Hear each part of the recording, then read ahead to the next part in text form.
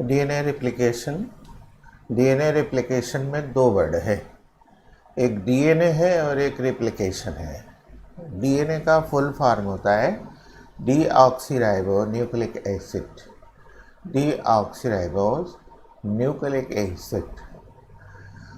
और दूसरी चीज़ है रेप्लिकेशन। तो डीएनए जो है एक जेनेटिक मटेरियल है, एक आनुवंशिक पदार्थ है। ये जैव शरीर में कोशिकाओं में नाभिक यानी केंद्रक में पाया जाता है, केंद्र के लिए न्यूक्लियस में पाया जाता है। ये आनुवंशिक सूचनाओं को अपने आप में संचित रखता है। आनुवंशिक सूचनाएं कोडित रहती हैं। सेल डिवीज़न यानी कोशिका विभाजन के पश्चात जब नई कोशिकाएं बनती हैं तो ये आनुवंशिक सूचनाएं जो जेनेटिक इंफॉर्मेशन है वो एक सेल से दूसरे सेल में जाती है। ये बहुत इम्पॉर्टेंट चीज़ है और ये इस चीज़ को दर्शाता है कि किसी जीव की जो संतति पीढ़ी प्राप्त होती है उन संतति पीढ़ी में आनुवंशिक गुण अपनी पितर पीढ़ी के गुण के समान किस प्रकार से होते हैं। यानी फीलियल जनरेशन जो है वो पेरेंटल जनरेशन के ही कैरेक्टर्स लेती है और क्यों लेती है। दूसरी चीज़ है रेप्लिकेशन। रेप्लिकेशन को हिंदी में प्रतिकृत्यन कहते हैं। रेप्लिकेशन को हिंदी में प्रतिकृत्यन कहते हैं। और प्रतिकृत्यन का मतलब ये होता है कि अपनी जैसी आकृति का निर्माण करना। अपनी जैसी आकृति का निर्माण करना। तो जैव शरीर में पाए जाने वाले जो पदार्थ होते हैं वो जैव अणु कहलाते हैं। उन जैव अणुओं में कार्बोहाइड्रेट है, वसा है, प्रोटीन है, विटामिन है और आपके लिपिड है और फिर उसी तरह से न्यूक्लिक अम्ल है। न्यूक्लिक अम्ल के अंतर्गत दो पदार्थ आते हैं, एक डीएनए और आरएनए। तो इतने सारे जैविक पदार्थों में से केवल डीएनए ही एक ऐसा पदार्थ है जिसमें प्रतिकृत्यन का गुण पाया जाता है। यानी ये स्वयं मल्टीप्लिकेट होता है, यानी ये स्वयं विभाजित होकर के, ये स्वयं विघटित होकर के अपनी जैसी कृति का निर्माण करता है। ये अकेला जैविक पदार्थ है। तो अब रेप्लिकेशन में जो क्वेश्चन बनते हैं तो ये कि रेप्लिकेशन कहाँ होता है कोशिका में, कब होता है और किस तरह से होता है। कब होता है, कहाँ होता है और किस तरह से होता है। क्या हम कोशिका से बाहर भी इस डीएनए रेप्लिकेशन को करा सकते हैं कि नहीं करा सकते।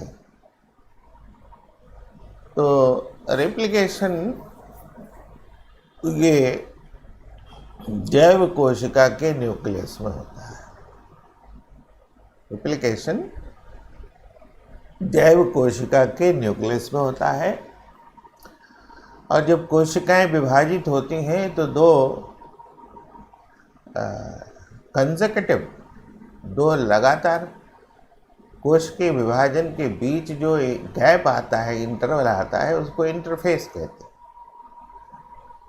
तो कोशिका विभाजन या सेल क्लीवेज या सेल साइकिल के इंटरफेज के स्टेज में एक चरण आता है S phase.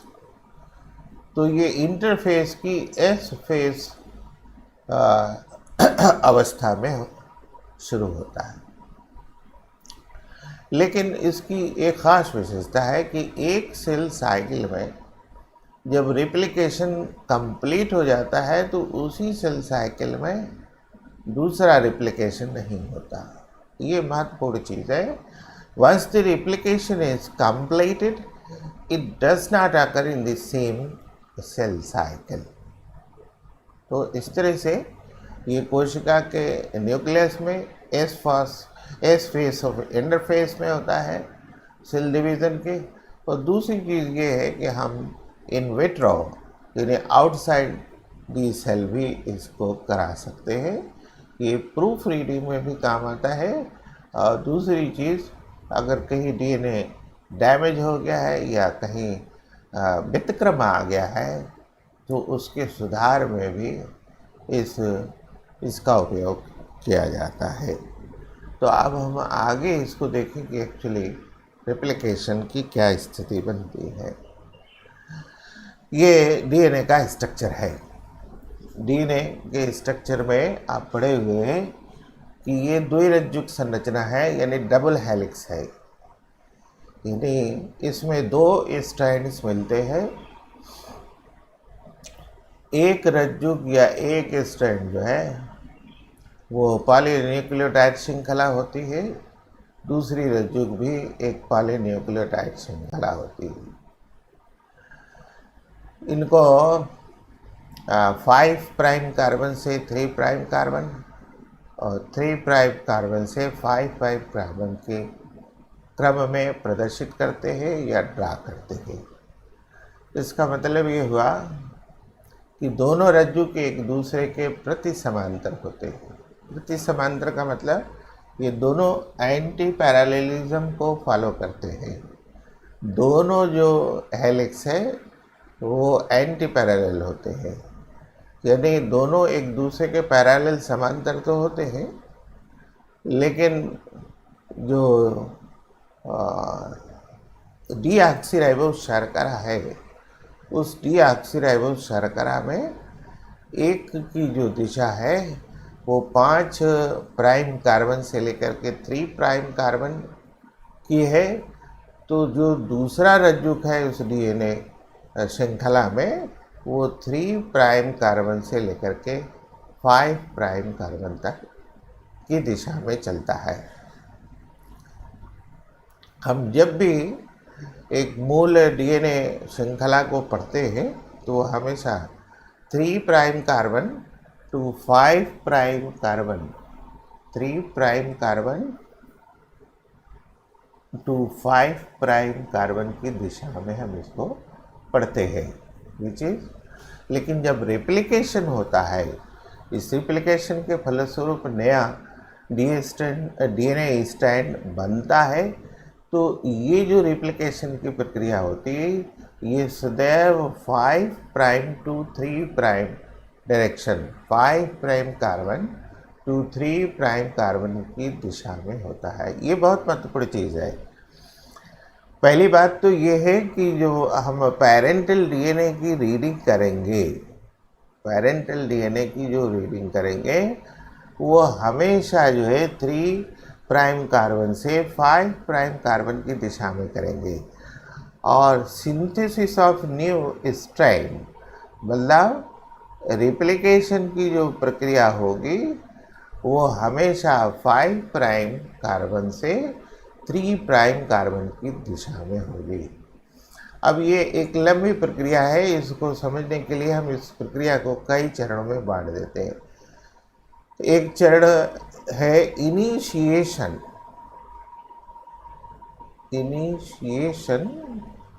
Of DNA replication, यानी हम इसका समारंभ करेंगे। ये प्रारंभ होगा, प्रारंभिक चरण होगा डीएनए प्रतिकृतियन का। दूसरा है unwinding of DNA, unzipping of DNA. ये जो दोनों रज्जुक है जो एक कुंडल के रूप में है, जो क्वाइल्ड टेंशन के फॉर्म में है, ये फिर हटेंगे, ये अनक्वाइल्ड होंगे, इनकी अनजिपिंग होगी, ये अनवाइंडिंग होंगे, ये एक दूसरे से पृथक होंगे। और तीसरा जो अवस्था है वो है फॉर्मेशन ऑफ प्राइमरी स्ट्रैंड। तो जो ये स्ट्रैंड बनते हैं उस पर, उससे जब नया डीएनए स्ट्रैंड बनता है तो जो नया डीएनए स्ट्रैंड बनेगा या जो नई डीएनए श्रृंखला बनेगी उसमें भी 2 रज्जुक होने चाहिए, तो एक रज्जु तो आपका ये पैतृक पैरेंटल डीएनए में है ही, दूसरा रज्जु उसके ऊपर बनेगा, वो होगा आरएनए स्ट्रैंड या आरएनए प्राइमर। वो इस चरण में हम समझेंगे कि किस तरह से बनेगा। और चौथा है इलांगेशन ऑफ न्यू स्ट्रैंड्स, फिर इस नए स्ट्रैंड का दीर्घीकरण कैसे होगा, और फिर अंत में इसी प्रक्रिया के अंतर्गत हम देखेंगे कि नया डीएनए स्ट्रैंड किस प्रकार से बनेगा। तो अब पहले चरण में हम चले इनिशिएशन यानी समारंभ प्रक्रिया, यानी रिप्लिकेशन की प्रक्रिया किस तरह से प्रारंभ होती है। तो रिप्लिकेशन की प्रक्रिया में ये बात कहेगी कि जो प्रोकैरियोटिक कोशिकाएं हैं उनमें केवल एक ही स्थान से रिप्लिकेशन प्रारंभ हो जाता है, यानी पूरे डीएनए श्रृंखला में किस स्थान से रिप्लिकेशन प्रारंभ होगा उसके लिए हम दो प्रकार की कोशिकाओं में लेंगे। एक प्रोकैरियोटिक कोशिका में ये समारंभ बिंदु जो होगा एक ही स्थान होगा, एक निश्चित बिंदु होगा, लेकिन जो यूकैरियोटिक कोशिकाएं हैं उनमें ये समारंभ जो है एक से अधिक स्थानों पर हो सकता है। तो जिस स्थान पर ये रिप्लिकेशन या अनकॉइलिंग की प्रक्रिया प्रारंभ होगी उस पॉइंट को रिप्लिकेशन ओरिजिन या इनिशिएशन पॉइंट कहेंगे, उसको रिप्लिकेशन ओरिजिन या इनिशिएशन पॉइंट कहेंगे। लेकिन अब इसमें भी है यूकैरियोटिक कोशिका में इनिशिएशन पॉइंट फिर कहाँ कहाँ हो सकते हैं, इनिशिएशन पॉइंट फिर कहाँ कहाँ सकते हैं। तो रिप्लिकेशन की एक महत्वपूर्ण प्रक्रिया आती है जिसमें दोनों स्ट्रैंड एक दूसरे से पृथक होते हैं, सेपरेट होने जाते हैं। तो ये पृथक तभी होंगे जब दोनों स्ट्रैंड में नाइट्रोजनस बेस के बीच जो हाइड्रोजन बॉन्ड है वो ब्रेक होगा, यानी ये प्रक्रिया तभी प्रारंभ होगी जब दोनों स्ट्रैंड में नाइट्रोजनस बेस के बीच जो हाइड्रोजन बॉन्ड है वो ब्रेक होगा था। तो अब उस ब्रेक करने के लिए उसको हमारे पास जो है फिर एनर्जी की आवश्यकता पड़ेगी। तो प्रकृति में या जैव शरीर में होने वाली वो सभी क्रियाएं बड़ी क्षण होती है, बड़ी त्वरित गति से होती है, जहाँ ऊर्जा की कम आवश्यकता पड़ती है। तो जो नाइट्रोजनस बेस है उन नाइट्रोजनस बेसों में एडेनिन है, गवानीन है, थाइमिन है, साइटोसिन है, ये डीएनए में तो नाइट्रोजनस बेस है।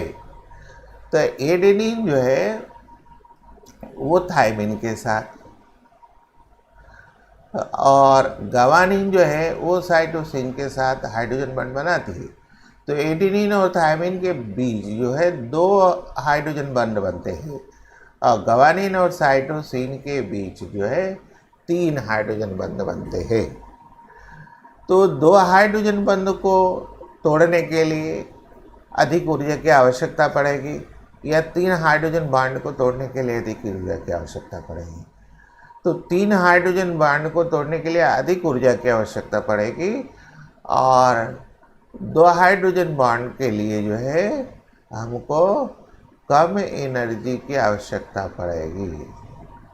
ठीक है, तो इसीलिए जो यूकैरियोटिक कोशिकाएं हैं उसमें डीएनए स्ट्रैंड में ये देखना पड़ेगा कि कहाँ जो है आपके एडेनिन और थाइमिन के बॉन्ड्स या एटी बॉन्ड पेयर्स जो है अधिक संख्या में है। जहाँ एटी बॉन्ड पेयर्स जो है अधिक संख्या में होंगे क्लीवेज वही होगा। तो इसको आपको देखना पड़ेगा। अब इस हमने 2 स्टैंड बनाए हैं ए और बी। ए में देखिए इस पॉइंट पर जो है हमको 3 एटी बॉन्ड पेयर्स मिल रहे हैं, इसलिए ये इनिशिएशन पॉइंट हो जाएगा। ये इनिशिएशन पॉइंट हुआ। इसमें देखिए यहाँ भी हमको 3 एटी बॉन्ड पेयर्स मिल रहे हैं, तो इसलिए ये इनिशिएशन पॉइंट हुआ। ठीक है, तो इस तरह से हमको ये देखना पड़ेगा कि यूकैरियोटिक कोशिकाओं में समारंभ बिंदु एक से अधिक स्थान पर तो होते हैं, लेकिन कहाँ होंगे? वहाँ होंगे जहाँ नाइट्रोजनस बेस पेयर के बीच जो हाइड्रोजन बॉन्ड है उसको तोड़ने के लिए, उस बॉन्ड क्लीवेज के लिए हमको लेस एनर्जी की रिक्वायरमेंट होगी, वहीं हम लेंगे। यूकैरियोटिक कोशिकाओं में आमतौर से रेप्लिकेशन पॉइंट पर 100 से 200 बॉन्ड पेयर होते हैं, और प्रोकैरियोटिक कोशिकाओं में ये बहुत अधिक होते हैं, 200 से 250 के बीच बॉन्ड पेयर आते हैं। तो ये इनिशिएशन पॉइंट की बात हुई। दूसरी स्थिति में है unwinding of DNA helix. Unwinding of DNA helix या unzipping of DNA helix. Unzipping of DNA helix या दोनों द्विरज्जुकों का एक दूसरे से पृथक होना। तो दोनों द्विरज्जुक का एक दूसरे से पृथक होने की संपूर्ण प्रक्रिया में दो कंडीशन बनती है। एक कंडीशन जो बनती है वो ये है एनर्जी रिक्वायरमेंट के, और दूसरी कंडीशन बनती है कि जैव शरीर में जितनी भी रासायनिक क्रियाएं होती हैं उन सभी रासायनिक क्रियाओं के लिए उत्प्रेरक, जैव उत्प्रेरक की आवश्यकता पड़ती है। और आप जानते हैं कि जैव उत्प्रेरक को एंजाइम्स कहते हैं। जैव उत्प्रेरक को एंजाइम कहते हैं। तो अनवाइंडिंग या अनजिपिंग ऑफ डीएनए हेलिक्स के लिए दो आवश्यकताएं हैं, एक तो एनर्जी की और दूसरे एंजाइम्स की। तो एनर्जी के दो सोर्स बनते हैं। एनर्जी हमको दो सोर्स से मिलती है, एक एटीपी से भी मिलती है और दूसरा जो है वो डीऑक्सीराइबो न्यूक्लियोसाइड, डीऑक्सीराइबोन्यूक्लियोसाइड ट्राइफॉस्फेट से मिलती है। एक हमको एटीपी से मिलती है तो, और एक जो है डीऑक्सीराइबो न्यूक्लियोसाइड ट्राइफॉस्फेट से मिलती है। ये डीऑक्सीराइबो न्यूक्लियो ट्राइफॉस्फाइड है, न्यूक्लियोसाइड ट्राइफॉस्फेट है। इस न्यूक्लियोसाइड ट्राइफॉस्फेट में बॉन्ड क्लीवेज होता है। इस बॉन्ड क्लीवेज में दो फास्फेट ग्रुप के बॉन्ड विघटित होते हैं। इस विघटन के फलस्वरूप हमको बहुत अधिक ऊर्जा प्राप्त होती है, और ये इसी ऊर्जा का उपयोग जो है यहाँ अनवाइंडिंग ऑफ डीएनए हेलिक्स यानी दोनों रज्जुकों को एक दूसरे से पृथक करने के लिए, हाइड्रोजन बॉन्ड को विघटित करने के लिए आवश्यक ऊर्जा प्राप्त हो जाती है। दूसरी चीज़ है कैटालिसिस। ये जितनी जैव रासायनिक क्रिया है वो एंजाइम उत्प्रेरित क्रियाएं हैं, यानी एंजाइम उत्प्रेरण की क्रिया है। तो फिर अनवाइंडिंग या अनजिपिंग की क्रिया के लिए हमको फिर एंजाइम्स की आवश्यकता पड़ेगी। इन एंजाइम्स में एक हेलिकेज एंजाइम है, दूसरा टोपो आइसोमरेज एंजाइम है, तीसरा जो है हमने यहाँ लिखा है आपका डीएनए गायरेज है, और एक प्रोटीन है एसएसबीपी सिंगल स्ट्रैंड बाइंडिंग प्रोटीन। ये इतने उत्प्रेरक है, एंजाइम है जो अनजिपिंग की प्रक्रिया में भाग लेंगे। पहला जो एंजाइम है वो हेलिकेज है। ये इनिशिएशन पॉइंट पर हाइड्रोजन बॉन्ड को विघटित कर देता है। टोपो आइसोमेरेज एंजाइम जो है ये जब दोनों रज्जुक एक दूसरे से पृथक होते हैं तो उसमें ऐंठन होती है। जैसे जैसे ये पृथक्करण आगे बढ़ता है ऐंठन भी बढ़ती है, तो फिर से जो है क्वाइलिंग की प्रक्रिया जो प्रारंभ हो जाती है। यानी सेपरेशन में जो क्वाइल्ड रज्जुक है, हेलिक्स है, उनकी अनक्वाइलिंग होती है। लेकिन जैसे जैसे ये आगे बढ़ता है वैसे वैसे टेंशन जो है वो बढ़ता चला जाता है। तो टेंशन बढ़ने से होता क्या है कि जो अनकॉइलिंग प्रोसेस है फिर से कॉइलिंग प्रोसेस में आ जाती है। तो उसको रिमूव करने के लिए, टेंशन को रिमूव करने के लिए ये टोपो आइसोमेरेज का प्रयोग किया जाता है। ये टोपो आइसोमेरेज जो है आपका टोपोग्राफी वर्ड से लिया गया है, और टोपोग्राफी वर्ड का मतलब होता है शेप, यानी ये वो एंजाइम है जो कॉइल्ड डीएनए के शेप को अनकॉइल्ड डीएनए में कन्वर्ट करता है। Same in the case of bacterial या प्रोकैरियोटिक कोशिकाओं में ये गाइडेज इस तरह का काम करता है। तो जो स्ट्रैंड पृथक हो गए, जो स्ट्रैंड एक दूसरे से अलग हो गए, अब उनके स्थिरीकरण के लिए भी एक एंजाइम की आवश्यकता पड़ती है। वहाँ ये SSBP single strand binding protein जो है उन पृथक हुए रज्जुकों के स्थायीकरण का काम करती है। लेकिन ये मुख्य बात है कि यह प्रोटीन जो है किसी रासायनिक अभिक्रिया में भाग नहीं लेती। ये मेन बात है कि ये SSBP प्रोटीन जो है किसी रासायनिक अभिक्रिया में भाग नहीं लेती। तो ये अनवाइंडिंग ऑफ DNA हेलिक्स हुआ। अब उसी चीज़ को आप यहाँ समझिए, हमने डायग्रामेटिक रिप्रेजेंटेशन किया है अनवाइंडिंग ऑफ DNA स्ट्रैंड का, कि ये दो रज्जुक हैं, एक रज्जुक ये है, एक रज्जुक ये है। अब इस रज्जुक को देखें, ये 5 प्राइम कार्बन से 3 प्राइम कार्बन है, ये 3 प्राइम कार्बन से 5 प्राइम कार्बन है ये। अब यहाँ ये हेलिक्स जो है, हेलिक्स पर हेलिकेज एंजाइम, ये हेलिकेज एंजाइम अटैच हो रहा है।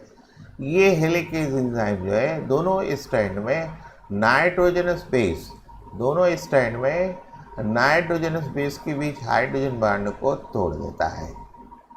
ठीक है, फिर तो जब तोड़ देता है तब फिर इनकी जो कॉइलिंग प्रक्रिया है वो अनकॉइलिंग प्रक्रिया में बदल जाती है। यानी फिर यहाँ टोपो आइसोमेरेज है जो अनकॉइलिंग प्रक्रिया में टेंशन बढ़ता है, उस टेंशन को ये मुक्त कर देता है, रिमूव कर देता है, हटा देता है। तो जो पृथक हुए स्ट्रैंड्स हैं या रज्जुक हैं, उनके स्थायीकरण के लिए यहाँ SSBP single strand binding protein का प्रयोग होता है। तो अब एक चीज़ ये है कि हमने शुरू में देखा कि जब हम DNA स्ट्रैंड को पढ़ते हैं तो 3 prime carbon to 5 prime carbon की दिशा में हम पढ़ते हैं, और जब सिंथेसिस ऑफ न्यू स्ट्रैंड्स, जो नए स्ट्रैंड्स फिर बनते हैं, उसमें ये बात कहेगी कि इनकी दिशा जो होती, ये जो डायरेक्शन मिलता है, डायरेक्शन वो जो है 5 prime carbon to 3 prime carbon तक होता है। तो हमारा ये स्ट्रक्चर है, हम इसको कैसे पढ़ेंगे? तो जब यहाँ हमारा हेलिकेज एंजाइम अटैच हुआ, उसने हाइड्रोजन बॉन्ड का विघटन किया, तो ये अनकॉइलिंग की प्रक्रिया पूरी हुई। तो अब ये अनवाइंडिंग डायरेक्शन यानी अनजिपिंग की जो प्रक्रिया होगी, ये इस तरह से आगे बढ़ती चली जाएगी। तो जब अनजिपिंग की प्रक्रिया आगे बढ़ेगी तो यहाँ कॉइलिंग जो है बहुत ज़्यादा हो जाएगी, टेंशन बहुत ज़्यादा हो जाएगा। उसी टेंशन को रिमूव करने के लिए यहाँ टोपो आइसोमेरेज एंजाइम लगेगा। उसी को रिमूव करने के लिए यहाँ टोपो आइसोमेरेज एंजाइम लगेगा। तो ये डायरेक्शन ऑफ अनवाइंडिंग हुआ। हम रीडिंग करेंगे 3 प्राइम टू 5 प्राइम कार्बन, और जो सिंथेसिस ऑफ न्यू स्ट्रैंड होगा उसकी दिशा होगी 5 प्राइम टू 3 प्राइम कार्बन। यानी अब इस स्ट्रक्चर में देखिए, ये स्ट्रक्चर है, ये 3 prime carbon to 5 prime carbon, इस दिशा में हम पढ़ रहे। तो हमारा जो स्टैंड, इस पर नया स्टैंड बनेगा, चूँकि ये इस स्टैंड का कम्प्लीमेंट्री होगा, ये इस स्टैंड का कम्प्लीमेंट्री होगा, तो दोनों एक दूसरे के एंटी पैरेलल होंगे। तो अगर हम reading 3 prime to 5 prime carbon की तरफ पढ़ें तो इस पर जो पेयरिंग होगा, नया स्टैंड बनेगा, वो 5 prime carbon to 3 prime carbon की तरफ होगा। ये हम उसी दिशा में जा रहे हैं जिस दिशा में अनकॉइलिंग की प्रक्रिया है, इसलिए यहाँ कोई बहुत अधिक ऊर्जा की आवश्यकता नहीं पड़ेगी। लेकिन जब दूसरा स्टैंड देखिए, ये 5 प्राइम टू 3 प्राइम है, हम रीडिंग करेंगे 3 prime to 5 prime, 3 prime to 5 prime. तो इस तरह से हमारा जो इस पर सिंथेसिस होगा वो ठीक उल्टा चलेगा, ठीक अपोजिट चलेगा 5 prime to 3 prime. 5 prime to 3 prime में सिंथेसिस ऑफ न्यू स्ट्रैंड हुआ, तो यहाँ अधिक ऊर्जा की आवश्यकता पड़ेगी, इसलिए जो नया स्टैंड बनेगा वो खंड खंड करके बनेगा, वो खंड खंड करके बनेगा। तो उन खंडों को सर्वप्रथम ओकाज़ाकी वैज्ञानिक, जापान के वैज्ञानिक ओकाज़ाकी ने देखा, इसलिए उनके नाम पर इस जो खंड बन रहे हैं, इस जो सेगमेंट्स बन रहे हैं, उनको ओकाज़ाकी फ्रैगमेंट्स कहते हैं। तो ये डिसकंटिन्यूअस स्टैंड है और ये कंटिन्यूअस स्टैंड है। तो जब हमारा अनकॉइलिंग हुआ डीएनए स्टैंड, तो हमारे पास अंग्रेजी के वाई अक्षर जैसी आकृति बन गई, तो दोनों स्टैंड फ्री हो गए। अब इन स्टैंड को हम फोर्क कहेंगे।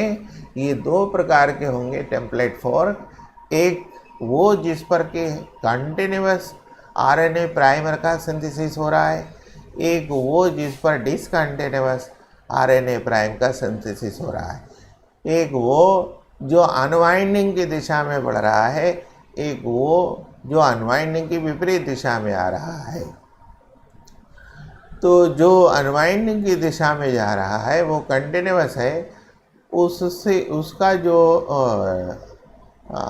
पैरेंटल स्टैंड होगा, उसके लिए जो पैरेंटल स्टैंड होगा वो लीडिंग स्टैंड कहलाएगा, और जो विपरीत दिशा में जिस पर ओकाज़ाकी फ्रैगमेंट्स बन रहे हैं वो लैगिंग स्टैंड कहलाएगा, उसको हम लैगिंग स्टैंड कहलाएंगे। यानी जो हमारा तीसरा स्टेप चलेगा, formation of primary stand. Primary stand जो होते हैं वो आरएनए के छोटे छोटे खंड होते हैं। हमारे जो यूकैरियोटिक कोशिकाएं हैं उनमें, इन खंडों में 9 न्यूक्लियोटाइड्स होते हैं, जबकि प्रोकैरियोटिक कोशिकाओं में इसकी संख्या इससे कहीं अधिक, लगभग 50 बेस पेयर की होती है, 50 न्यूक्लियोटाइड्स की होती है। अब लास्ट फेज इसमें है इलांगेशन ऑफ न्यू स्ट्रैंड्स। तो जो टेम्पलेट स्ट्रैंड बने हमारे डीएनए सीरीज में या डीएनए श्रृंखला में या डीएनए चेन में, उसमें दो बने, एक लीडिंग स्ट्रैंड और एक लैगिंग स्ट्रैंड। लीडिंग स्ट्रैंड पर जो है कंटिन्यूअस आरएनए प्राइमर बना 5 प्राइम टू 3 प्राइम के दिशा में, लैगिंग स्ट्रैंड पर भी 5 प्राइम टू 3 प्राइम कार्बन की दिशा में नया डीएनए प्राइमर बनेगा, लेकिन ये डिसकंटिन्यूअस होगा। तो डिसकंटिन्यूअस स्टैंड को जो है ओकाज़ाकी फ्रैगमेंट्स कहते हैं। हमने आपको बताया ये टेनेको ओकाज़ाकी ने इसको सबसे पहले था। जापानी वैज्ञानिक के नाम पर इस छोटे छोटे खंडों को हम ओकाज़ाकी फ्रैगमेंट्स कहते हैं। तो हमारे जो प्रोकैरियोटिक कोशिकाएं हैं, यहाँ फ्रैगमेंट्स पर 1000 से लेकर के 1500 बेस पेयर होता है, लेकिन यूकैरियोटिक कोशिकाओं में इनकी संख्या घट करके बहुत कम, 150 के करीब होती है। तो फिर ये ओकाज़ाकी फ्रैगमेंट्स जो होते हैं, ये डीएनए लाइगेज एंजाइम की सहायता से एक दूसरे से जुड़ जाते हैं। डीएनए लाइगेज एंजाइम की सहायता से एक दूसरे से जुड़ जाते हैं। तो हमारा लीडिंग स्टैंड पर एक स्टैंड बना कंटिन्यूअस, लैगिंग स्टैंड पर जो एक स्टैंड बना वो फ्रैगमेंट्स के थ्रू बना, लेकिन वो फिर फ्रैगमेंट्स जो है डीएनए लाइगेज एंजाइम के द्वारा जुड़ गए, वो भी कंटिन्यूअस हो गए। तो प्रोकैरियोटिक कोशिकाओं में और यूकैरियोटिक कोशिकाओं में इस तरह से दोनों रज्जुकों पर दो नए नए रज्जुक बन गए, दोनों रज्जुकों पर दो नए नए रज्जुक बन गए। अब ये काइनेज एंजाइम, एक्सोन्यूक्लियेज एंजाइम, एक्सोन्यूक्लियेज एंजाइम के थ्रू एक दूसरे से पृथक होकर के नए डीएनए श्रृंखला का निर्माण करते हैं। तो इस तरह से हमारा रेप्लिकेशन ऑफ डीएनए पूरा हुआ। ये रेप्लिकेशन जो है प्रोकैरियोटिक कोशिकाओं में बहुत कम समय में हो जाता है। यूकैरियोटिक कोशिकाओं में हिस्टोन प्रोटीन के कारण इसमें बहुत अधिक समय लगता है। तो प्रोकैरियोटिक और यूकैरियोटिक कोशिकाओं की स्थिति समाप्त हुई। अब अगले स्थिति में पूरा पोर्शन जो हमने यहाँ एक डायग्रामेटिक रिप्रेजेंटेशन में ले लिया है, ये दो फोर्क हैं, दो स्टैंड बन रहे हैं, एक लैगिंग स्टैंड और एक लीडिंग स्टैंड। लैगिंग स्टैंड जो है आप देखिए, ये 5 prime carbon to 3 prime carbon की दिशा में बन रहा है, और फिर कंटिन्यूअस जो स्टैंड बन रहा है वो भी 5 prime carbon to 3 prime carbon की दिशा में बन रहा है। फिर यहाँ एक्सोन्यूक्लियस के थ्रू ये कट लगेगा, जिससे ये पूरा स्टैंड एक दूसरे से पृथक हो जाएगा। हमने जो बात पूरी बताई है इसके शुरू में, उन्हीं बातों को यहाँ इकट्ठा कर लिया है। यहाँ जो फिलिंग है वो पॉलीमरेज एंजाइम के थ्रू पूरी हो रही है, और यहाँ जो है गैपिंग के पूरा होने की आवश्यकता नहीं है, क्योंकि ये कंटिन्यूअस है। अनकॉइलिंग की प्रक्रिया जो है इस दिशा में चलेगी। तो अनकॉइलिंग में जो टेंशन बनेगा उस टेंशन को रिमूव करने के लिए टोपोआइसोमरेज एंजाइम का प्रयोग होगा, और जो अनकॉइलिंग की प्रक्रिया होगी वो क्लीवेज ऑफ हाइड्रोजन बॉन्ड के विघटन की होगी। उसके लिए जो एंजाइम लगेगा वो हेलिकेज एंजाइम लगेगा। ये पूरी प्रक्रिया हो गई। अब इसमें एक चीज़ बहुत महत्वपूर्ण है, वो प्रश्नों में पूछा जाता है कि रिप्लिकेशन में एंजाइम जो लगते हैं वो उनके नाम क्या है और क्या फंक्शन है उसका, कहाँ उसका उपयोग होता है। हमने यहाँ उसको समराइज़ किया हुआ है। एक टोपोआइसोमरेज एंजाइम है, ये टेंशन रिमूव करता है। हेलिकेज एंजाइम है, ये हाइड्रोजन बॉन्ड को विघटित करता है। और डीएनए पॉलीमरेज एंजाइम है, ये नए डीएनए स्ट्रैंड का निर्माण करता है। प्रूफ रीडिंग में भी इसका प्रयोग होता है। प्राइमेज एंजाइम है, सिंथेसिस ऑफ आरएनए प्राइमेज होता है, ये डीएनए पॉलीमरेज के डिपेंडेंट तो होते हैं। लाइगेज जो होते हैं ये फिल करते हैं ओकाज़ा के फ्रैगमेंट्स, जो गैप आते हैं उनको भरने का काम करते हैं। और सिंगल स्ट्रैंड बाइंडिंग प्रोटीन जो है वो नए बन रहे स्ट्रैंड के साथ जो पैतृक स्ट्रैंड है उसको स्टेबलाइज करता है, स्थायी करता है। ये स्थिति हो गई। अब हम प्रश्नों पर आएंगे। तो प्रश्नों में आने पर हमको ये एक बात ध्यान देनी पड़ेगी कि हम कितनी तेज़ी से अपने प्रश्नों को करते हैं। तो पहला प्रश्न हमारा है, Okazaki segments are found on, ये लैगिंग स्ट्रैंड पर बनते हैं। तो ये जो है लैगिंग स्ट्रैंड पर बनते हैं। फिर उसके बाद है RNA primer is required 8, RNA primer की आवश्यकता पड़ती है लीडिंग स्ट्रैंड पर, लैगिंग स्ट्रैंड पर, बोथ स्ट्रैंड पर। तो लैगिंग पर भी बनती है और लीडिंग भी बनती है। फ़र्क ये है लीडिंग पर कंटिन्यूअस होता है, लैगिंग पर डिसकंटिन्यूअस, लेकिन आवश्यकता दोनों को पड़ती है। इसलिए जो आपका ऑप्शन सही होगा वो सी होगा।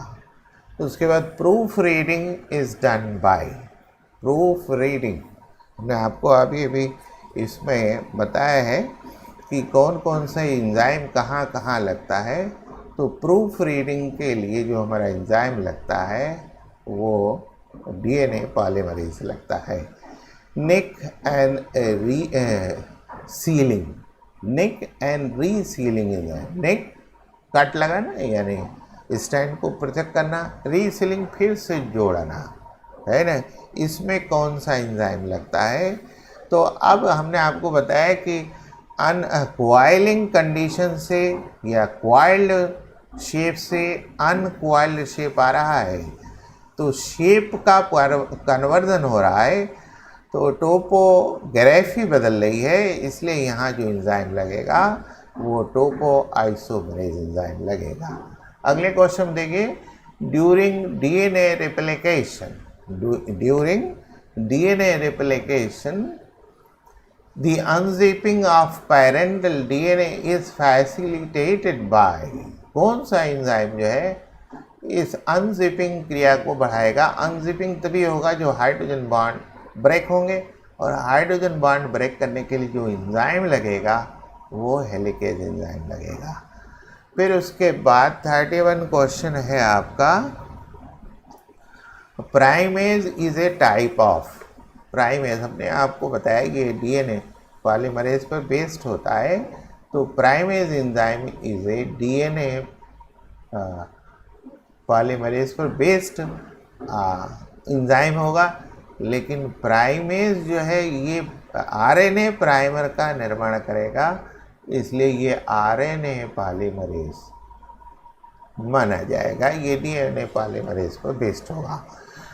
फिर उसके बाद Okazaki fragments are joint together by, जो लैगिंग स्टैंड पर ओकाज़ाकी फ्रैगमेंट्स बनते हैं उनके बीच बीच में गैपिंग आती है, वो गैपिंग जो है लाइगेज एंजाइम द्वारा पूरी कर दी जाती है। तो इस तरह से इन प्रश्नों का हल हुआ। अगले प्रश्न लीजिए, question number 38, RNA dependent DNA polymerase is used for formation of chimeric DNA, in vitro transcription, reverse transcription, in vitro replication। तो डीएनए पॉलीमरेज एंजाइम जो है आरएनए डिपेंडेंट डीएनए पॉलीमरेज में नए डीएनए का निर्माण होगा, इसलिए ये रिप्लिकेशन की प्रक्रिया होगी, चाहे वो इनसाइड द सेल हो या आउटसाइड द सेल हो, इसलिए हमारा ऑप्शन डी सही होगा। फिर उसके बाद primer is a small piece of ribonucleoproteins, ribonucleotides, deoxyribonucleotides and mRNA. तो प्राइमर जो है ये शॉर्ट लेंथ का आरएनए होगा, इसलिए ये बी ऑप्शन आपका सही होगा। डायरेक्शन ऑफ डीएनए सिंथेसिस हमेशा 5 प्राइम टू 3 प्राइम कार्बन की दिशा में होता है। तो उसके बाद अगला question, the direction of replication of DNA, ये भी हमेशा 5 प्राइम टू 3 प्राइम कार्बन पर होगा। फिर अगले क्वेश्चन में, enzyme which is used to remove tension, DNA से जो टेंशन बनता है उसको रिमूव करेगा कौन? Topoisomerase enzyme. फिर उसके बाद term replication refers to DNA ability to respond make copies of itself, ये महत्वपूर्ण चीज़ है, इसको आपको ध्यान में रखना पड़ेगा। फिर अगले क्वेश्चन चलिए, 9.3 DNA polymerase are generally used in the DNA replication to cut the helix, यहाँ तो हेलिकेज एंजाइम लगेगा। और प्रूफ रीडिंग में हमको DNA पॉलीमरेज एंजाइम का प्रयोग करना मिलेगा। फिर उसके बाद that the mode of DNA replication is since, ये वो वैज्ञानिक है जिन्होंने बताया कि ये सेमी कंजर्वेटिव है। सेमी कंजर्वेटिव का मतलब होता है जो डीएनए नया बनता है उसमें जो दोनों स्ट्रैंड होते हैं या दोनों रज्जुक होते हैं, तो एक रज्जुक तो वो पैतृक डीएनए का होता है, पेरेंटल डीएनए का, और एक जो है नया सिंथेसिस नया बनाया जाता है, तो इसलिए ये सेमी कंजर्वेटिव नेचर का होगा। इसका मेसलसन और इस सैटल ने इस बात को प्रयोगों से सिद्ध किया। उसके बाद अगला क्वेश्चन है, in DNA replication leading strand replicates in. तो चाहे लीडिंग स्ट्रैंड हो चाहे लैगिंग स्ट्रैंड हो, हमेशा वो 5 प्राइम टू 3 प्राइम में होगा, लेकिन जो लीडिंग स्ट्रैंड पर एप्लीकेशन होगा वो कंटिन्यूअस होगा, इसलिए हमारा ऑप्शन ए सही होगा। अगले क्वेश्चन में the correctly matched pair is, इसमें जो पेयर है उसमें सही क्या है, ओकाज़ाकी फ्रैगमेंट्स आरएनए प्राइमेस या RNA primer, central dogma restriction. तो ये आरएनए पॉलीमरेज जो है आरएनए प्राइमर के निर्माण में होगा, तो बी ऑप्शन से होगा। अगले क्वेश्चन में DNA polymerase that help in DNA replication is, कितने टाइप का होता है ये आप पढ़ते हैं, polymerase first second and third, mainly ये 5 टाइप्स होता है, 5 प्रकार का होता है, लेकिन यहाँ 5 लिखा नहीं हुआ है, इसलिए आप 3 टाइप जो पढ़े हुए हैं 3 टाइप, उन्हीं 3 टाइप को लिखेंगे, first second and third. During replication of A bacterial chromosome, यानी प्रोकैरियोटिक कोशिकाओं में जो रेप्लिकेशन होता है, DNA synthesis start from A replication origin site and is facilitated by telomere, move in one direction of the site, moves in bi-direction, ये सही दोनों 5 prime to 3 prime and 3 prime to 5 prime bidirection होता है। तो अगले question में चलिए, during replication of DNA Okazaki fragments are form, हमेशा 5 प्राइम टू 3 प्राइम की दिशा में होगा। डीएनए गाइडेज, the enzyme that participates in the process of DNA replication is type of DNA polymerase के टाइप का होगा ये गाइडेज। Okazaki is known for its contribution to the understanding of ये DNA replication में। फिर इसके बाद restriction endonuclease or enzyme, ये वो एंडोन्यूक्लियस एंजाइम है जो कट लगाता है एक निश्चित स्थान पर ही, तो make cuts at specific position within the DNA molecule. फिर अगले क्वेश्चन में चलिए, ये है duplication of DNA strand, it is replication. Replication is, replication की प्रक्रिया में डीएनए से डीएनए बनता है। फिर DNA synthesis take place during, ये सेल साइकिल की किस अवस्था में बनता है, इंटरफेज में बनता है, और इंटरफेस की कौन सी अवस्था में बनता है, केवल एस फेज में बनता है। The process of DNA replication is, ये प्रक्रिया जो है ये डिस्पर्सिव है, सेमी कंजर्वेटिव है एंड नॉन कंजर्वेटिव, यूकैरियोटिक कोशिकाओं में ये सेमी कंजर्वेटिव होता है। अगला question, DNA replication is continuous and conservative, semi conservative and discontinuous, conservative and semi conservative and semi conservative. यानी सेमी कंजर्वेटिव का मतलब एक तो पैतृक स्टैंड होगा और एक नया सिंथेसाइज बनेगा, एक नया, एक पर कंटिन्यूअस होगा एक पर डिसकंटिन्यूअस होगा, इसलिए दोनों में सेमी लगेगा, semi conservative and semi discontinuous. Mode of DNA replication in E coli is bi direction होगा, semi conservative and bi direction, दोनों ही दिशाओं में होगा। फिर उसके बाद who among the following did not provide experimental proof for the semi conservative model of DNA replication. तो इसमें वाटसन और क्रिक ने डीएनए की संरचना दी, रेप्लिकेशन के सेमी कंजर्वेटिव मोड का पता नहीं लगाया, इसलिए वाटसन और क्रिक ये नाम दिया जाएगा। एक्सपेरिमेंटल मटेरियल जहाँ हमने डीएनए रिप्लिकेशन का प्रयोग किया वो प्रोकैरियोटिक कोशिका एस्चेरिशिया कोलाई बैक्टीरियल कोशिका थी। फिर उसके बाद during DNA replication in prokaryotes DNA is anchored to, during DNA replication, DNA replication 169, during DNA replication 169 in prokaryotes यानी सपोज कीजिए इस्चेरिशिया कोलाई, ये कहाँ होगा? Ribosome, nucleolus, chromosome and mesosomes. तो यहाँ आंसर में जो है आप मीजोसोम्स ले सकते हैं। फिर उसके बाद है 170 में डीएनए रेप्लिकेशन इन यूकैरियोट कमेंसेस। डीएनए रेप्लिकेशन इन यूकैरियोट कमेंसेस आपको मिलेगा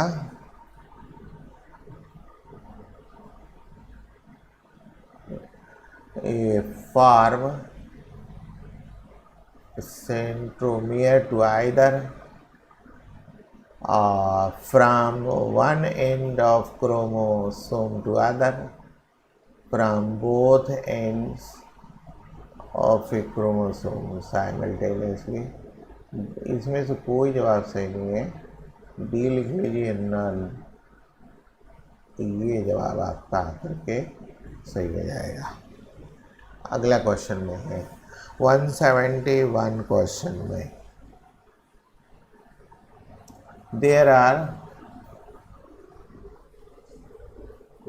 ये proteins that help to open up DNA double helix in front of the replication for these protein are, ये प्रोटीन है वो DNA ligase, DNA gyrase, DNA polymerase fast, और फिर none of the DNA gyrase जो है prokaryotes में इस्तेमाल आता है। ये हो गया, ये जो है double helix in front of replication को, the protein is DNA gyrase. फिर उसके बाद during DNA replication the strands are separated by, कौन सा एंजाइम है जिसके द्वारा ये सेपरेट होते हैं? तो गायरेज तो हो नहीं सकता, टोपो आइसोमरेज भी नहीं है, तो पॉलीमरेज भी नहीं हो सकता है। तो एंजाइम का जब हम नाम लिखते हैं तो उसको नाम में, एंजाइम के नाम में लास्ट में ASE जोड़ देते हैं। तो किस में ASE जोड़, कभी कभी रिएक्टेंट्स में ASE जोड़ देते हैं, कभी कभी मेन प्रोडक्ट के नेम में ASE जोड़ देते हैं, कभी कभी जो प्रक्रिया होती है उस प्रक्रिया में ASE जोड़ देते हैं। ये रेप्लिकेशन की जो प्रक्रिया है ये अनवाइंडिंग प्रक्रिया है, इसलिए ये अनवाइंडेज लगेगा। फिर 173 में विच of the following is true for DNA helicase, DNA helicase के बारे में कौन सी बात यहाँ सही है? डीएनए है हाइड्रोलाइज ATP, ये बात सही है। आर ATP डिपेंडेंट, ये भी बात सही है। प्रोमोट सेपरेशन, ये भी बात सही है। हाइड्रोजन बॉन्डिंग के क्लीवेज में आता है, ये तीनों बातें, इसलिए पूरी बात आपकी सही है। फिर 174 क्वेश्चन में देखिए, the enzyme that reduces the tension during the unwinding of tension remove हो रहा है, यहाँ जो टेंशन जो है वो रिड्यूस हो रहा है, रिमूव हो रहा है, तो यहाँ जो एंजाइम लगेगा तो यहाँ टोपोग्राफी चेंज हो रही है, यानी टोपो आइसोमरेज एंजाइम लगेगा। The enzyme which helps to cut one strand of DNA duplex to release tension of coiling up two strand is DNA ligase, topoisomerase, DNA polymerase fast, helicase और unwinding. ये 175 question है। तो यहाँ भी जो coiling condition है वो अनकॉइलिंग में आ रही है, टोपोग्राफी चेंज हो रही है, इसलिए टोपो आइसोमरेज एंजाइम यहाँ लगेगा। अगले क्वेश्चन में आइए, the enzyme which super coil DNA is, है ना। 176 क्वेश्चन में देखिए ये है, तो यहाँ भी टोपोग्राफी चेंज हो रही है, लेकिन सुपर क्वाइल डीएनए के लिए फास्ट यानी टोपो आइसोमरेज एंजाइम लगेगा। फिर उसके बाद DNA replication requires DNA ligase, DNA polymerase, RNA polymerase and translocase, DNA ligase and DNA polymerase. तो रिप्लिकेशन के लिए कौन से एंजाइम की आवश्यकता पड़ेगी? तो DNA लाइगेज भी लगेगा, DNA पॉलीमरेज भी लगेगा। इसका मतलब डी आंसर हमारा सही होगा। फिर enzyme involve in DNA replication, DNA polymerase, endonuclease और DNA सिंथेटाइज, तो DNA पॉलीमरेज। फिर उसके बाद DNA polymerase helps in renaturation of DNA, proof reading में इसका प्रयोग होगा। Rejoining of DNA, splitting of 2 DNA strand. तो हमारा जो 179 है वो आएगा, चूँकि पॉलीमर बन रहा है इसलिए DNA की जो मोनोमर है वो ज्वाइन होकर के पॉलीमर बनाएंगे, इसलिए 179 हमारा आंसर सही होगा। फिर 180 में 180 में देखिए हमारा क्वेश्चन है DNA polymerase third, DNA polymerase third catalyses repair of DNA, replication of DNA, replication of DNA में इसका प्रयोग होगा। फिर 181 के क्वेश्चन में in contrast to DNA polymerase, RNA polymerase, in contrast to DNA polymerase, RNA polymerase synthesizes RNA primer to initiate DNA, ये बिल्कुल सही होगा। RNA पॉलीमरेज जो है DNA पॉलीमरेज पर डिपेंडेंट होगा। अगले क्वेश्चन में आएंगे, the elongation of leading strand during DNA synthesis, ये है occurs in 3 prime to 5 prime, produces Okazaki, depend on action of DNA polymerase, ये progresses away from the replication, ये DNA polymerase dependent on the action of DNA polymerase, ये सही होगा। फिर उसके बाद है in eukaryote DNA is replicated by 5 DNA polymerases, इसके पहले क्वेश्चन में था लेकिन वहाँ ऑप्शन 5 का नहीं था, यहाँ 5 का ऑप्शन है इसलिए हम इसको सही माने। फिर अगले क्वेश्चन में देखिए, the direction of DNA replication हमेशा 5 प्राइम to 3 प्राइम होता है। फिर replication of DNA is in both by direction prokaryotes में, इसलिए दोनों ले लेंगे बोथ में। फिर उसे DNA strand which is form continuously, leading strand पर ये काम होगा। फिर उसको choose the correct statement about the direction of DNA strand, तो 5 prime to 3 prime takes place on template strand, 5 prime to 3 prime takes place on leading strand, 3 prime to 5 prime takes place on new strand, तो 5 prime to 3 prime takes place on leading strand. और ए में भी यही बात है, वो template strand कहा गया, टेम्पलेट स्ट्रैंड हमारे पास 2 है, एक लीडिंग है और एक लैगिंग है, तो दोनों पर 5 प्राइम to 3 प्राइम दिशा में होगा, इसलिए हमारा आंसर जो होगा वो ए होगा। हमारा ये भी आंसर सही है, बी भी सही है, लेकिन ये सिर्फ लीडिंग स्ट्रैंड के लिए होगा, ये टेम्पलेट स्ट्रैंड के लिए नहीं होगा। तो अब यहाँ टेम्पलेट के लिए एक दिक्कत आती है, टेम्पलेट जो है वो ओरिजिनल स्ट्रैंड का माना जाता है, तो इसलिए हमारा जो आंसर होगा वो लीडिंग स्ट्रैंड के लिए माना जाएगा।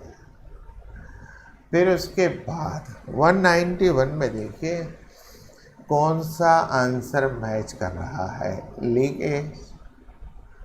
Ligase join the short segments of DNA, ये सही है। फिर उसके बाद DNA पॉलीमरेज कट्स DNA, नहीं ये गलत है। फिर हेलिकेज ब्रेक्स द हाइड्रोजन, ये सही है। यानी 1 और 3 जो है हमारा करेक्ट है, लेकिन दूसरा फॉल्स है, इसलिए हमारा ये आंसर बी वाला सही होगा। अब अगले क्वेश्चन में जाएंगे। DNA replication starts in 5 prime to 3 prime direction because DNA polymerase first performs editing function. DNA polymerase first is responsible for polymerization, and DNA polymerase second can link up only 5 direction to 3 direction, or DNA polymerase third can polymerize the nucleotide in 5 direction to 3 direction। ये हमारा option सही होगा आखिरी। During DNA replication, the sequence is specified of bases in the newly synthesized strand is determined by 193 question में देखिए। During DNA replication, the sequence is specificity of bases in the newly synthesized strand is तो template stand के through ये decide होगा कि weather ये lagging है और लीडिंग है। Which of the following enzyme makes short RNA chain using a DNA template? तो primase enzyme, RNA primase enzyme 194 में ये हो गया। फिर 195 में आप देखिए, during the replication of DNA the synthesis of DNA on lagging strand takes place in sequence. Okazaki, ये 196 Okazaki is famous for his study of DNA replication. Okazaki fragments are associated with which phenomenon? Replication of DNA. Replication of DNA, ये हमारा answer सही होगा। फिर अगले question में चलिए। Okazaki fragments are DNA fragments resulting from short DNA, short DNA, RNA primer record, DNA fragments produced due to radiation action. Okazaki fragments are RNA primers required for the initiation of DNA synthesis। तो हमारा जो 198 question है उसमें अगर ये short DNA fragments on the lagging है, short RNA fragments होता तो ये सही होता, फिर भी हम इस क्वेश्चन इस ऑप्शन को सही मानेंगे। Okazaki fragments are synthesized lagging strand पर बनते हैं। फिर उसके बाद Okazaki fragments are portion of DNA synthesized on lagging strand of DNA replication for the Okazaki fragments in DNA chain growth resulting in transcription prove semi-conservative nature of DNA। और उसके बाद जो है पॉलीमराइज इन 3, तो हमारा जो ओकाज़ाकी फ्रैगमेंट है वो prove conservative nature of DNA replication. फिर उसके बाद है polymerise in 3 prime to 5 prime, polymerise in 5 prime to 3 prime direction, and explain 3 prime to 5 prime DNA replication. ये हमारा आंसर सही होगा। अब फिर उसके बाद 202 में चलिए। If the DNA of human contains इतना, तो हम 3 × 10⁹ में 2000 से डिवाइड कर देंगे तो 10⁶ ये हो जाएगा, ये आधा 1.5 हो जाएगा, 1.5 × 10⁶ ये हो जाएगा। फिर ये है the 5 prime end of each Okazaki fragment has deoxyribonucleotide, ये डीएनए के अंतर्गत है। ओकाज़ाकी फ्रैगमेंट्स आर ज्वाइंड, ये आपको लाइगेज एंजाइम है। फिर which of the following enzyme is used to join bits of DNA, ligase.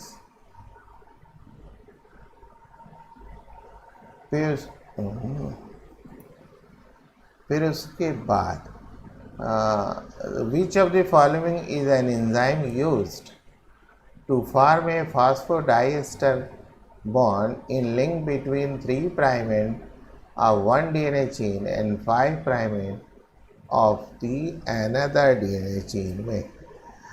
तो DNA ligase, DNA polymerase, restriction to DNA ligase। फिर 207 में DNA replication includes DNA polymerase and ligase। ये RNA polymerase, DNA ligase, all of the above, सभी enzyme प्रयुक्त हो जाते हैं। फिर 208 नंबर क्वेश्चन में देखिए, विच of the following enzyme is not required for DNA synthesis, ligase तो होता है, पॉलीमरेज होता है, डीएनएज नहीं होता है, तो बी ऑप्शन हमारा सही होगा। अब अगले क्वेश्चन चलिए, during DNA replication the sequence 5', ये हमारा 209 क्वेश्चन में 5', टी ए हमारा 5 to 3 चलेगा।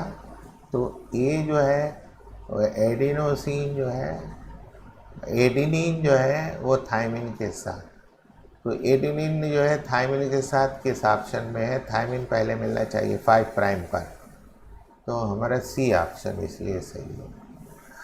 फिर 210 क्वेश्चन में देखिए, 210 में देखिए, if one strand of DNA has the sequence of CAT, CAT के लिए सी जो है गवानीन मिलेगा, फिर थायमिन मिलेगा, यानी GT जिसमें ऑप्शन मिलेगा वो सी होगा।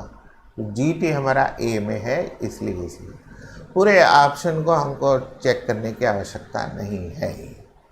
उसी तरह से 211 नंबर में देखिए आप, if one strand of DNA has the nitrogenous base sequence AT, तो ए की जगह टी हो जाएगा, टी की जगह TA, हमारा ए और सी और बी में भी मिला। फिर जी की जगह सी, TAC जहाँ मिलेगा, TAC ए और बी में, जी की जगह सी की जगह जी, तो TACG मिलना चाहिए, ये भी है। फिर TT है, तो TT में AA मिलेगा, तो इसलिए ऑप्शन हमारा सही है, ए से है। फिर उस तरह से 212 में देखिए, GAT, तो GC, जी की जगह सी, ए की जगह टी, CT, ये हमारा ए ऑप्शन है। फिर उसके बाद है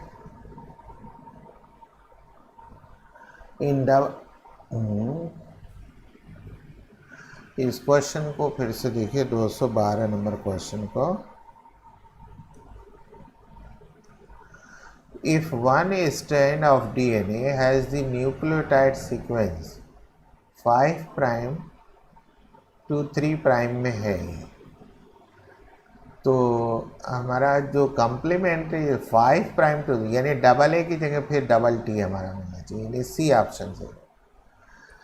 फिर 213वें क्वेश्चन में देखिए, 213वें क्वेश्चन में ये है AGCT, तो ए के स्थान पर टी आना चाहिए, हमारा डी ऑप्शन से। फिर 216वें क्वेश्चन में देखिए, क्वेश्चन नंबर 216 में 216 में हमारा आंसर जो है बी मिलेगा, इसको चेक कर लीजिए। 217 में हमारा जो ऑप्शन मिलेगा वो भी बी मिलेगा। 218 में हमारा जो ऑप्शन मिलेगा वो सी मिलेगा। 219 में हमारा ऑप्शन ए मिलेगा। इसको पढ़ते जाइएगा। 220 में ये ऑप्शन हमारा मिलेगा जो वो सी मिलेगा। 221 में जो हमारा ऑप्शन मिलेगा वो डी मिलेगा। 224 में जो ऑप्शन मिलेगा 224 में सी मिलेगा। 225 में जो ऑप्शन मिलेगा वो बी मिलेगा। 241 में देखिए हमारा जो ऑप्शन है वो बी है। 242 में ऑप्शन बी है। 243 में ऑप्शन डी है। 243 में ऑप्शन हमारा डी है। 244 में बी ऑप्शन मिलेगा और 245 में हमारा सी ऑप्शन मिलेगा। इस तरह से प्रश्नों को जल्दी जल्दी करेंगे तभी हम जो है 90 क्वेश्चन बायोलॉजी के आसानी से सॉल्व कर सकते हैं। ये स्थिति